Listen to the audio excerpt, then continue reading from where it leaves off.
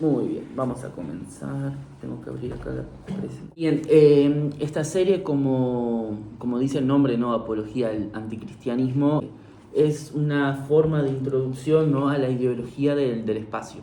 ¿Y por qué hacemos una introducción? Hemos hecho estas 2 semanas anteriores una introducción porque entrar de lleno con un tema, ¿no? O plantear un tema, digamos así, tipo sembrar una semilla en una tierra que no está preparada, no da el mismo resultado que si vamos nosotros preparando esa tierra, ¿no? Nuestra idea con esto es argumentar de por qué el judeocristianismo es la peor pandemia que ha sufrido la humanidad en todos estos años. Pero para eso también hay que deconstruir muchas cosas previas y contextualizar. Esto es lo que hemos estado haciendo y hoy podríamos decir que vamos a empezar de lleno el primer tema. Hoy vamos a estar hablando de un tema súper polémico, súper interesante. En fin, semana pasada, ¿qué vimos? Vimos el mito de Adán y Eva, entre otras cosas, ¿verdad? Les comenté la influencia que tuvo la ideología idiota esa del pecado original en Agustín de Hipona. ¿Se acuerdan de eso que estuvimos hablando? También vimos que Agustín, él relacionaba el pecado original al sexo, al acto sexual, ¿no? Y él decía que el pecado original, ¿no? Aquel pecado de Adán y Eva, era transmitido de padres a hijos por medios del semen, ¿no? Al ser Jesús, supuestamente, el único ser, la única persona, ¿no? Que no fue concebida en un chucu chucu, sino que la palomita vino, ¿no? Y hizo su trabajo en María o Miriam, Jesús no participa técnicamente de ese pecado original, ¿tá? Jesús es puro, Jesús es espiritual, no viene con esa carga del pecado original. Por eso, dentro de la teología de los cristianos, él puede redimir a la humanidad del pecado porque él nació sin el pecado. Vale. Teniendo en cuenta eso, ¿no? Según Agustín de Hipona, todos los niños que nacen ya nacen en pecado, lo que es muy paradójico, ¿no? Los niños cuando ellos nacen técnicamente necesitan ser bautizados para poder tener derecho incluso de ir al infierno, porque en el catolicismo, ¿no? Si el niño él nace y él no es bautizado, tipo ni siquiera derecho de ir al infierno tiene, queda en el limbo toda la eternidad. Entonces, incluso para ir al infierno se necesita ser bautizado, ¿viste? Obviamente, hoy en día nadie cree eso, ¿no? El ser humano es mucho más inteligente en los días de hoy. Pero vamos a imaginarnos por un momento la angustia, ¿no? El estado que tenían los padres en aquella época cuando, tipo, no sé, nacía el hijo, la hija, y moría enseguida después del parto, antes del bautismo. Imaginen la angustia de esos padres al ver que sus hijos iban a pasar toda la eternidad en el limbo y no iban a ir ni al paraíso ni al infierno. Todo eso lo genera el dogmatismo, lo genera la religión. La religión, ella crea, hablando de todo tipo de religión, no solamente del cristianismo, la religión ella crea dogmas, ella crea conceptos, valores, ideas que ellas quedan enyesadas en la mente y la persona religiosa, ella no cuestiona a esos dogmas. Es lo que decíamos la semana pasada, no sirve de nada o no tendría sentido que un cristiano cuestionara que Jesús resucitó. Para vos ser cristiano tenés que creer que Jesús resucitó. Para vos ser católico tenés que creer que María es virgen. ¿Se entiende? Son dogmas, son ideas que vos no podés cuestionar. Y si vos las cuestionás, vos salís del grupo, vos salís del corralito, del rebaño. Entonces eso implica dentro de la persona religiosa el tener que mantenerse creyendo, el tener que mantenerse ahí enfocado siempre, tipo tratando de probarse a sí mismo que aquello que es enseñado, aquella doctrina que es pasada a uno es verdad y uno tiene que preservarla, ¿no? Aquella lucha que tiene el cristiano de no es la palabra de Dios y tengo que perseverar hasta el final y no puedo cambiar, no puedo desistir, no puedo mirar para acá, no puedo hacer esto, tengo que ignorar todo lo que pasa a mi alrededor porque me tengo que mantener ahí. Mirar para Jesús. Mirar para Jesús. Y por citar un ejemplo, ¿no? Más actual, estuve mirando una ponencia de un psicólogo, un psicoanalista, que él decía que gran parte de los hombres en la actualidad, ¿no? De la humanidad, ellos tienen, después de que eyaculan en el acto sexual, ellos tienen rechazo por haber eyaculado, ¿se entiende? Y eso, este psicólogo, después voy a pasar el link, si lo encuentro, él decía que eso en el inconsciente del hombre tiene a ver con esa idea del pecado original, ¿tá? Capaz en el momento del acto, él se siente bien y tipo, no piensa obviamente quién se va a poner a pensar en ese momento, no, a razonar. El tema es, después viene aquella culpa, ¿no?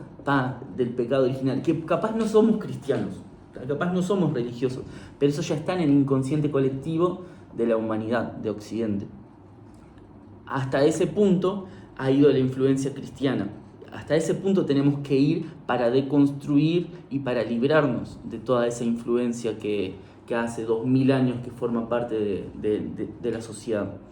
Entonces, cuando nosotros hablamos de una apología al anticristianismo, cuando nosotros hablamos de deconstruir todo este paradigma, no es simplemente de querer probar que Dios no existe, como un ateo haría.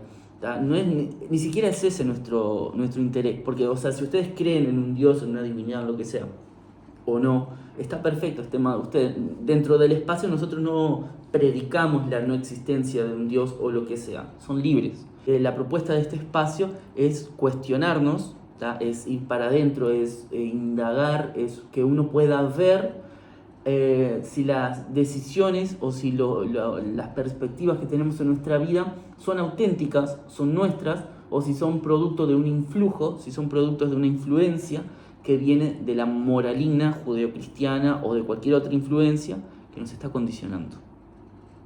¿Tá? Cité algunas cositas, ¿no? Algunos ejemplitos ahí, pero obviamente si nos ponemos a pensar vamos a encontrar muchas otras cosas, y justamente la idea es que esas cosas vayan surgiendo a lo largo de la serie y en las otras ponencias. Ahora yo les pregunto, ¿qué es el pecado? Ir en contra de aquello que está escrito en la Biblia. Ir en contra de aquello que está escrito en la Biblia. Bien. ¿Qué más? Hacer lo que uno realmente quiere hacer, por ejemplo. En la iglesia, vos sos de una manera, ¿no? Pero capaz que para eso en la iglesia, o en la Biblia, o lo que sea, está mal. Por ejemplo, a ver, me gustan las mujeres, pero está mal porque Dios creó al hombre y a la mujer para que ellos estén juntos, y entonces eso es pecado. ¿Se entiende? Sí. Bien. Entonces podemos decir que pecado en realidad es una deturpación o una perversión de los instintos humanos, ¿tá? O sea, en realidad el pecado no existe, ¿tá? El dogma judeocristiano creó el concepto de pecado para mantener a las masas sumisas. ¿Por qué? Porque pecado no es nada más que considerar sucio o inmoral o maligno algo que es propio nuestro, ¿tá? Entonces el ejemplo que ponía acá nuestra compañera, ¿no? A ella le gustan las mujeres, ¿tá? Ahora, viene la Biblia, viene el pastor, viene quien sea y te dice que no podés, porque eso desagrada a Dios. En realidad hay una norma que te delimita. Eso que es parte tuyo, eso que es parte de tu instinto, está mal. Es maligno, es sucio, es impuro, es todo eso. Lo que va en contra de Dios. Lo que va en contra de Va en Dios. contra de la palabra. Pero hay una norma que te dice no podés hacer tal cosa. Ahora vamos a llegar a ese punto. Entonces, pecado no es nada más que considerar como un delito, vamos a decir así, una cosa que es parte de nosotros, ¿tá? Cuando, no sé, queremos comer, ¿no? Tipo, no sé, ya comimos, estamos saciados y viene el postre. Y tipo, bueno, tenés ganas de comer postre, pero está el postre y está bueno y es un postre que te gusta. ¿Entendés? Entonces, ¿qué onda? Es pecado, porque es la gula, es la glotonería. Entonces, tipo, vos tenés un instinto y hay una norma que te dice no podés satisfacer ese instinto. Eso es pecado. Pecado es cuando vos satisfaces un instinto que hay una norma que te dice que no lo podés hacer, ¿tá? Y ahora yo pregunto, ¿Quiénes pusieron esas normas? Obviamente, si nosotros vamos a la Biblia, te va a decir, no, fue Dios allá en el monte Sinaí que habló con Moisés y le dijo, pa. Ahora, saliendo del mito, ¿no? Saliendo de esa construcción mitológica, ¿quién pone las normas? ¿Quién? Nosotros. ¿Nosotros? ¿Quiénes? Los religiosos. No que, ¿Todos los no, religiosos? Religión. No, El sacerdote. Claro, los sacerdotes. Hay un... Abran su Biblia, chicos. En el libro de Romanos, miren lo que dice Pablo de Tarso. Dice así: ¿qué pues diremos a esto? ¿La ley, o sea, los mandamientos, es pecado? De ninguna manera, dice Pablo. Más bien, no conocía el pecado sino por medio de la ley. Y ciertamente no hubiera conocido la codicia si la ley no dijera, no codiciarás. ¿Qué es lo que Pablo está diciendo acá en Romanos? Está diciendo que solamente existe el pecado porque hay una norma que te dice que no puedes hacer eso. Punto. O sea, si a Dios no le hubiera salido de donde sea que le salió, ¿no? La idea de decirte que tal cosa es pecado, no sería pecado. Dentro de ese paradigma, ¿se entiende? O sea, solamente existe el pecado porque hay una norma. Lo que nosotros podemos hacer es cuestionar la autoridad, lo que nosotros podemos hacer es cuestionar la eficacia o el poder que esa norma tiene. ¿Tá? Me dicen, no sé, un ejemplo cualquiera de norma, así, de algo tipo de la iglesia. Que puedes mentir. No podés mentir. Te dicen no podés mentir. ¿Quién dice que no puedo mentir? ¿En base a qué no puedo mentir? ¿No fue Dios el primero en mentir? Que le dijo a Adán que no comiera del fruto y si no iba a morir. Y el tipo que comió y vivió no sé como 900 años. Y la serpiente va encima de la serpiente, que supuestamente es el diablo, el mentiroso, no sé qué, no sé cuánto, y es la que le va y le dice la verdad. Entonces el mismo que miente es el que te dice que no podés mentir. ¿Se entiende? Las incoherencias que hay dentro de la Biblia. Pero a nivel religioso, ¿tá? Hay normas puestas, establecidas por los sacerdotes, que son los pastores, que son los curas, que son en las diferentes religiones, ¿no?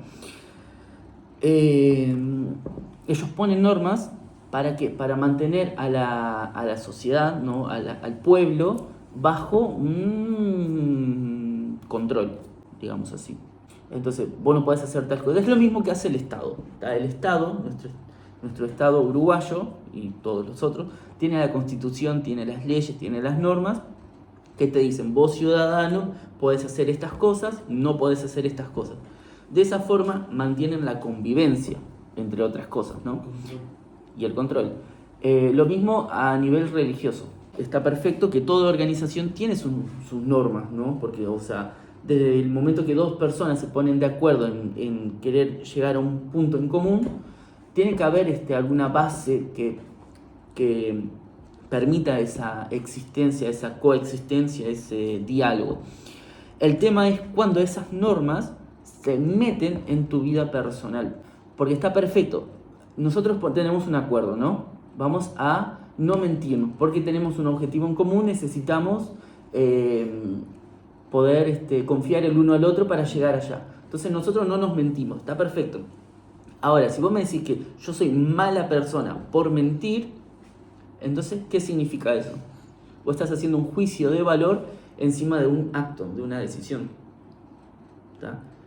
Y ahí hay todo un debate filosófico, ¿no? Que te dice tipo, ¿en qué medidas sería bueno mentir?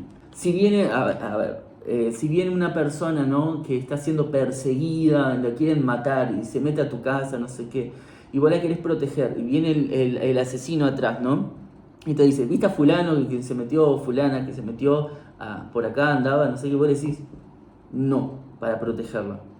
Estás haciendo un acto bueno, ¿no? Estás protegiendo a una persona del asesino. En ese momento, capaz la mentira no sería algo tan malo. ¿Qué dicen ustedes? Es mentira, sí. Es mentira, pero ¿el fin justifica los medios? ¿Hay algo que justifique la mentira? ¿O la mentira ya es mala de por sí? No. ¿No qué? Si la puedes usar a tu beneficio, ¿por qué tendría que ser mala? Bien, buen punto. O sea, la mentira no es ni buena ni mala. Depende el fin para el cual yo la emplee. Es lo que estás queriendo decir. No, sí, sí. ¿Sí? Entonces, en relación a la utilidad, no a la función de la mentira, vos estás diciendo, a mí me sirve la mentira para determinado fin, para mí es buena. ¿Tá? Ahí no entraría un juicio moral, es lo que estamos hablando. Ahí tenemos, por ejemplo, el caso de Kant, ¿no? Que yo no estoy muy de acuerdo con Kant, pero vamos a plantear el posteo de Kant. Kant te decía, ¿de qué manera sabemos si una cosa es moral o inmoral, buena o mala? Antes de tomar una decisión, sea la que sea, vos tenés que plantearte, si todas las personas tomaran la misma actitud que yo voy a tomar, ¿la sociedad podría subsistir? ¿Podría continuar? O sea, si todo el mundo hiciera exactamente lo mismo, ¿cómo sería la existencia en la sociedad? Igual la mentira, yo qué sé, yo la uso en mi beneficio. Si sirve la uso, si no, la dejo. Bien. Ta. Después cuando tomemos cuando vayamos al tema de la voluntad de poder, ahí vamos a hablar más de eso. Está muy bueno el ejemplo. Bien, continuando. Entonces podemos decir que el pecado, ¿tá? El concepto de pecado, que es muy predicado ahí en las iglesias y todo eso, en realidad es solamente el romper una norma. ¿Tá? Hay una norma que te dice, tenés que usar la taza con la mano derecha, no podés usarla con la mano izquierda. Ahí yo la uso con la otra mano, estoy pecando, estoy rompiendo una norma. Estás yendo en contra de la ley divina. Exacto. Divina, pero puesta por el sacerdote. Eso es lo que Nietzsche va a hablar después, que es eso, que en realidad obedecer a Dios no es nada más ni nada menos que obedecer al sacerdote. Porque en realidad Dios nunca te dijo nada a vos, el que te lo dice es el sacerdote. No es Dios el que te dice que tenés que dar el diezmo, es el pastor. Claro, ¿cómo sabemos si eso es verdad o mentira? Claro. Si lo hacemos porque... Es cuestión de creer o no. Claro. Y si vos no tenés conocimiento de un pecado, no hay pecado. Bueno, buen punto. Si yo no sé que tomar café es pecado, para los mormones es pecado, ¿no? Si yo no sé que tomar café es pecado y yo tomo café, ¿estoy pecando o no? Según yo, para los cristianos, no. Porque, por así decir, es como que lo estás haciendo inconscientemente. Yo no sé que no se puede, entonces lo hago y no hay problema. Claro. Bien. Es lo mismo que dicen con los niños. Bien, ahora si vamos con los niños. Ah, claro, los niños son inocentes, son puros, entonces no pecan. Bueno, pero igual no tienen derecho a ir al infierno porque si no se bautizan. En fin. Pero ¿qué pasa? Yendo a la raíz del asunto, ¿no? Del pecado, en realidad es una cuestión jurídica. ¿Tá? El pecado, la forma más clara que tenemos para verlo en su raíz es verlo de una forma jurídica. Así como vemos, por ejemplo, una ley acá en Uruguay que te dice que no podés fumar adentro de espacios cerrados. Punto. Vos fumás adentro de espacios cerrados, estás rompiendo una ley, una norma, estás pecando, digamos así. Si vamos a la base, ¿no? Históricamente, en Israel, ¿no? De donde sale todo este embrollo, la ley era una cuestión jurídica. Lo que hacía en realidad era regular la convivencia entre las personas. Después, el cristianismo crea todo un ente metafísico alrededor del pecado. El pecado deja de ser simplemente el romper una regla, el romper una norma, y pasa a ser como una entidad o como una fuerza, como un instinto que está ahí en vos, ese pecado original, la carne, diría Pablo, ¿no? Que te lleva a pecar, que te impulsa a romper las reglas, que te impulsa a ir en contra de Dios. Entonces, en su raíz el pecado es frío y seco. Es no, punto. Es cuestión de norma, de convivencia. Ahora, después, con la teología cristiana y todo eso, el pecado deja de ser simplemente un puedo o no puedo, para pasar a ser algo mucho más metafísico. ¿Tá? El concepto de pecado, él se sobrecargó de un saborizante artificial con sabor a religioso y color metafísico, una cosa así. Bueno. Claro. Pero en realidad el pecado no existe. Y eso es lo que tenemos que comprender en la clase de hoy. El pecado no existe. ¿Tá? O sea, esa entidad metafísica, pecado, no existe. Entonces, Es como la mentira. A ver, O sea, le encanta la mentira a ¿no? O sea, el sacerdote le miente al pueblo para su beneficio. ¿Cuál es el beneficio? Mantenerlos a todos controlados. Sí. Chantaje. Ahí hay que diferenciar si el sacerdote de verdad cree lo que está predicando o si lo hace de forma consciente para manipular. Pero sí, de cierta forma va por ahí. Vamos a ver algunos ejemplos de cómo este concepto de pecado, ¿no? Él fue usado por la iglesia, por el cristianismo a lo largo de la historia para manipular a las personas y sacar provecho. Por ejemplo, en la Edad Media, las ventas de las indulgencias. ¿Saben lo que es? ¿De las qué? Indulgencias. No. Indulgencias era un papelito que el Papa te firmaba y te daba a vos unos derechos de pasar menos tiempo en el purgatorio. Entonces, tipo, vos morías, vos ibas al purgatorio a pagar tus pecados, ¿tá? Entonces, purgatorio de limpieza, supuestamente un lugar de castigo previo a pasar a otra etapa, ¿tá? En la Divina Comedia de Dante ahí tenés todo el ejemplo para verlo, tenés unos cuantos versos ahí. El tema es, y entonces el Papa, ¿tá? A cambio de dinero, él te firmaba un papelito que te reducía el tiempo que vos ibas a estar en el purgatorio, entonces vos pasabas menos tiempo. O sea, vos pecabas, hacías todo lo que quisieras, comprabas esos papelitos, esos tickets que el Papa te vendía. Claro, y ahí vos pasabas menos tiempo en el purgatorio, menos castigo, ibas más rápido para el paraíso. ¿Tá?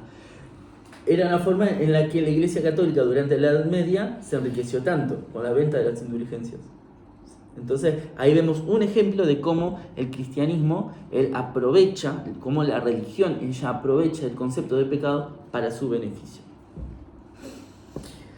Después está, ¿no? Eso era una cosa. Ahora, hay otra. Dentro del catolicismo, ¿no? El confesar los pecados al Padre. Hoy en día capaz la sociedad es tan grande que tipo no se ve ese problema, pero antes que eran pueblos más chicos, tipo el cura sabía todo, porque vos pecabas, Diana, te acostabas con una piba, ¿entendés? Tenías que ir a contarle al sacerdote, al cura, entonces el cura sabía todo lo que vos hacías, y todo pasaba por el poder de la iglesia. ¿Tá? Es como, no sé, en una iglesia hay un problema X y tenés que hablar con el pastor, ¿entendés? El pastor sabe todo y él maneja tu vida. Claro. Bastante experiencia con eso. Bastante experiencia, ¿no? No, no es la experiencia.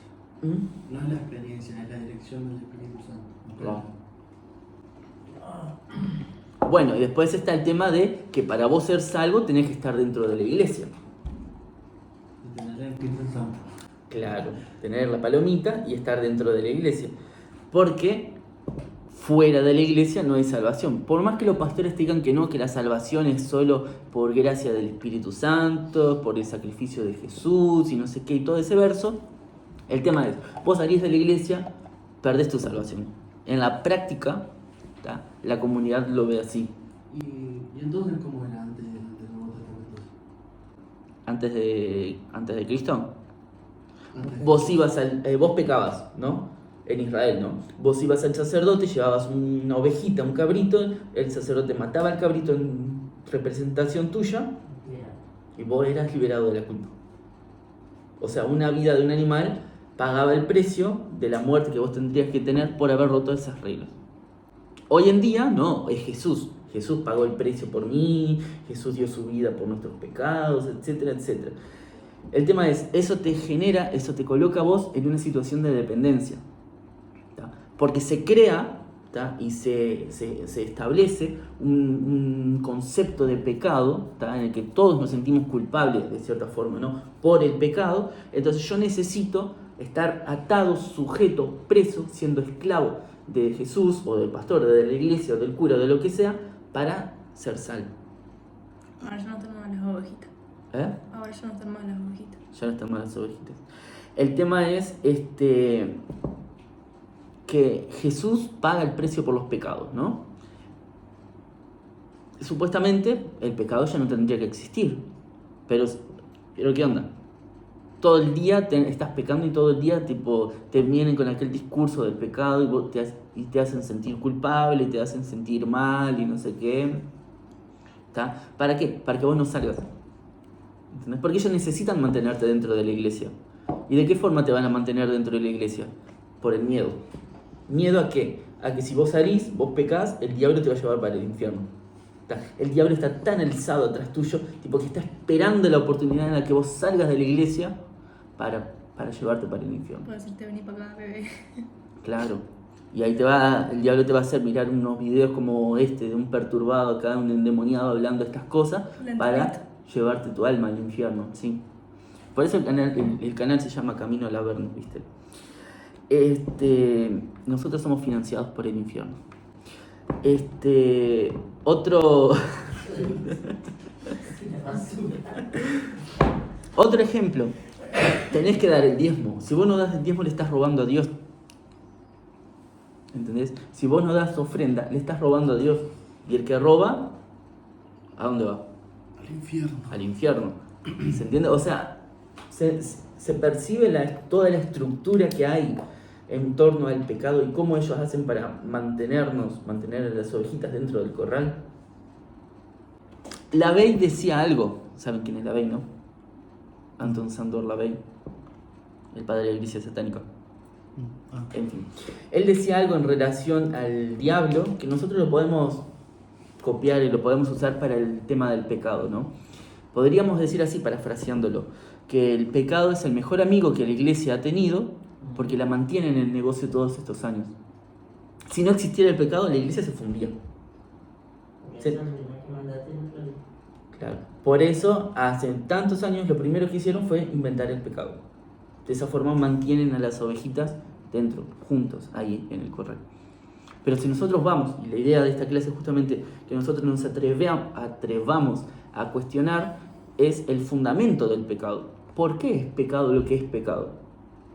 ¿Tá? ¿Por qué es sucio? ¿Por qué es inmoral? ¿Por qué es mal visto o impuro, inmundo lo que ellos nos dicen que está mal?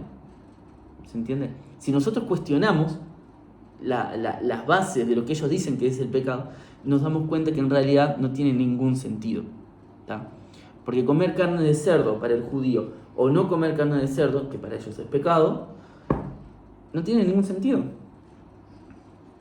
Es una norma, es una regla nomás que pusieron los sacerdotes, ¿tá? Y que la gente la sigue. Una cosa es todo bien en sociedad, ¿no? Tipo, no podés matar, ¿no? Tenés que preservar la vida del otro, todo bien, entendible. Ahora, hay cosas dentro de la Biblia o dentro de la iglesia que nosotros vemos que no tienen ningún sentido, son al pedo total. ¿Tá?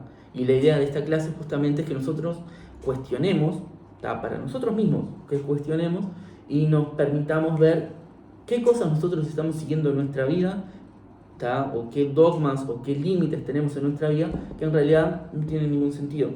Son simplemente por seguir algo que nos dijeron que estaba mal. O hacemos cosas porque nos dijeron que teníamos que hacer esas cosas. Cuando en el fondo no estamos de acuerdo, cuando en el fondo no tiene sentido. Nosotros somos libres, podemos pensar por nosotros mismos, podemos tomar nuestras propias decisiones. No tenemos un librito sagrado que nos dice el paso a paso de lo que podemos o no podemos hacer. Nosotros tomamos las decisiones en nuestra vida, somos libres. Y eso genera de parte de ellos la rabia. ¿Tá? Eso genera de parte de ellos que ellos nos miren y nos vean como hijos de Satanás y endemoniados y todas esas cosas. Que queremos corromper a los demás. Tal cual. ¿Por qué? Exacto. Porque desde el momento en el que alguien empieza a cuestionar, ellos pierden poder. La iglesia, la religión, ella pierde poder. De poder y de plata. Sí, obvio. Bien, entonces, hablando de forma pragmática, ¿no? Yendo al pragmatismo, ¿para qué carajo sirve un pastor? ¿Para qué carajo sirve un sacerdote? Para mantener el rebaño, el control. Y en relación de la persona mirándolo a él, de la ovejita mirando al pastor, ¿para qué carajo sirve un pastor? ¿Para qué carajo sirve un sacerdote? De la religión que sea. Para dirigirte, para disciplinarte, para ayudarte, para cuidarte, para protegerte, para llevarte al camino de Dios. En realidad el sacerdote... a la salvación. Eso. Para llevarte a la salvación. Conducirte Pero en realidad el a la sacerdote no sirve para nada. Nunca conocí a ninguno. Ninguno que sirviera para algo, ¿no? Ahora. Hay que entender una cosa, que la autoridad del sacerdote, del pastor, del rabino, del pai, de lo que sea, no es dada en realidad por la divinidad, es dada por la gente. Es la gente, es el pueblo, el que reconoce al sacerdote, al pastor, al que sea, y se somete. Hay que romper ese mito también de, ay no, porque yo bajé del monte Sinaí con las tablas de la ley, Dios habló conmigo y no sé qué, y todo el pueblo me tiene que obedecer a mí. ¿Se entiende? No hay eso. ¿Tá? Si nosotros vamos a la realidad, si nosotros nos ponemos como objeto de observancia, ¿cómo se da esa relación? Nosotros reconocemos un sacerdote, reconocemos un pastor, reconocemos lo que sea, y nosotros nos ponemos a merced de él o de ella. ¿Se entiende? Entonces es el pueblo en realidad el que da poder al sacerdote. Y el mismo pueblo tiene poder para sacarle ese poder al sacerdote, si el pueblo se despierta. Pero para que no se despierten, existen todas esas cosas que ellos construyen alrededor de esos conceptos para mantener al pueblo preso. ¿Se entendió? ¿O hablé muy entreverado? Sí. La unción de Dios. Claro. Lo que ellos dirían. Desde la visión nietzscheana del espacio, todo lo que cuenta para nosotros es la voluntad de poder. ¿Tá? Nosotros analizamos y ponemos los trapitos al sol, que es lo que estamos haciendo ahora, no estamos sacando tipo de recuerdos o cosas, experiencias que tuvimos o cosas que hemos visto, escuchado, ¿no? Y estamos sacando, poniendo acá arriba de la mesa, exponiéndolas para analizarlas, para cuestionarlas. Pero no hacemos juicio de valor, aunque no parezca. ¿Tá? ¿A qué voy con esto? Y con esto terminamos. Si sos pastor, cura, pai, reverendo o lo que sea, está perfecto. ¿Tá? Si tenés un pueblo, ovejas, un rebaño que te reconoce como sacerdote, está perfecto, es tu derecho y es derecho de ellos. El tema está en cuando usan ese poder para atacar a los demás. Es lo que decimos siempre. Nosotros tenemos derecho a creer en lo que queramos creer. Cualquier persona puede creer en lo que quiera. Puede creer en Papá Noel, en los Reyes Magos, puede creer en dioses egipcios, en dioses griegos, en Jesucito, en lo que quiera. Es derecho de la persona. El tema es reconocer y tener siempre presente que el hecho de que yo crea en algo no me da derecho a acusarte a vos, a juzgarte a vos, a apuntarte el dedo a vos y decirte, vos estás mal. Porque fue mi decisión. Y de la misma forma que yo tuve decisión de creer en esto y no creer en esto, la otra persona también tiene derecho de decir, yo creo en esto y no creo en esto. Y está perfecto. ¿Se entiende? Sí, claro. Y dentro de la visión del espacio, ¿no? Como decíamos, un espacio que uno de los pies, una de las columnas es la filosofía de Nietzsche, nosotros consideramos la verdad como aquello que conquistó la voluntad de poder. ¿Se entiende lo que esa frase quiere decir? La verdad es, ¿qué es la verdad? Aquello que la voluntad de poder conquistó. Es decir, alguien en algún momento tuvo poder para decir esto es así y punto. ¿Se entendió? Sí. Simplemente eso.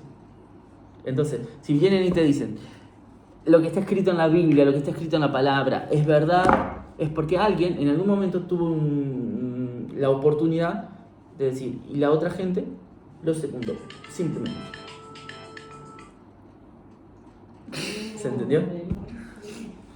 Muy bien, eso fue todo, chicos. Hola, ¿qué tal? Soy Jorge, orientador en jefe del espacio Energofilosófico, y quería comentarte que esto que acabas de ver es una pequeña parte, una pequeña fracción de nuestro trabajo. Nosotros como grupo estamos comprometidos a compartir reflexiones, información y hacer muchas actividades para mostrar para la sociedad, mostrar para las personas que se puede ser libre, que se puede ser feliz, que se puede ser autónomo, independiente, sin depender de nadie. Si quieres conocer más sobre nuestro trabajo, unirte a nosotros o dar tu apoyo, acá abajo te dejamos las redes sociales, te dejamos los contactos. Un fuerte abrazo y que pases bien.